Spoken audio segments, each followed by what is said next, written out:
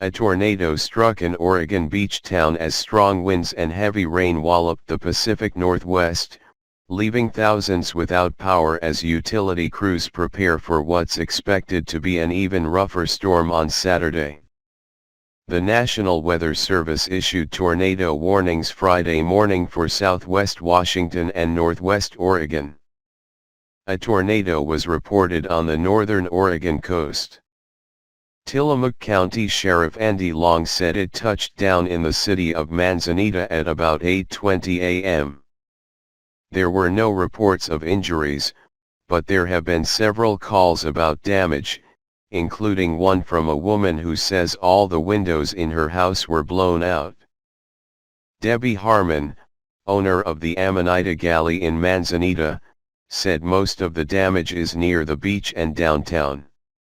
It was a normal beach storm, which we get a lot of, and then out of nowhere the wind went hoo-ah, she said. Suddenly the whole sky was filled with debris.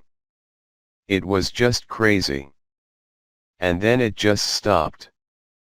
She said several fallen trees were in the road and emergency vehicles rushed to the beach area about 90 miles west of Portland. The heavy rain created dangerous conditions for the morning commute in the Northwest, as drivers tried to see out rain-pounded windshields and navigate through standing water on the roads. Several school districts across the region delayed start times because of the weather. In Oregon, Portland General Electric reported that more than 4,000 customers were without power at 5 a.m. Friday. Pacific Power reported that 2,800 customers in coastal communities had no lights, down from a peak of more than 15,000. Portland had the rainiest October 13th in its history. The National Weather Service says a 103 miles per hour wind gust was recorded at Cape Mears. In Washington, Puget Sound Energy responded to scattered outages, reporting early Friday that more than 2,800 customers were still affected. Lightning strikes hit the southwest Washington coast Friday morning, and a tornado warning was briefly in effect for Pacific County.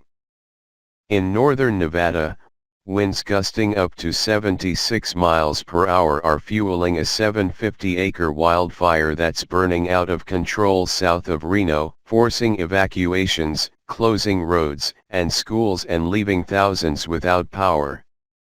Meteorologists expect a breezy Friday before the remnants of Typhoon Songda, which wreaked havoc in the western Pacific days ago, hit the Pacific Northwest region Saturday. Forecasters say wind gusts as high as 70 miles per hour could sweep through Seattle.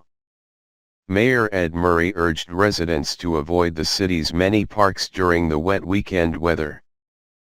"We're advising people to stay away from our parks as the soil becomes saturated, and the winds pick up," Murray said. The same weather system is expected to affect Northern California, bringing rain, wind, and coastal flooding to the San Francisco Bay Area through part of Saturday. Heavy winds of up to 30 miles per hour with gusts up to 40 miles per hour are also expected Friday. The storm will bring the most rain to the region since March. The Coast Guard urges boaters and beachgoers to be careful around the waters along the northern and central California coast due to weather conditions. The storm also carried the potential for flash flooding in central Idaho, where nearly 300 square miles of mountainous terrain burned in a blaze earlier this year.